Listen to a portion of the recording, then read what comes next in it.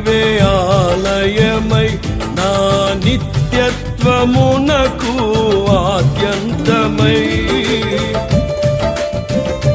నీవే వెలుగువై నీవే ఆలయమై నా నిత్యత్వమునకు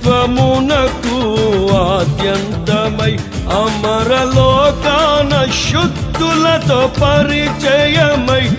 నన్ను మహిమరచి నేనేమి చేసేదను అమరలోకాన శుద్ధులతో పరిచయమై నన్ను మహిమరచి నేనేమి చేసేదను యేసయ్యా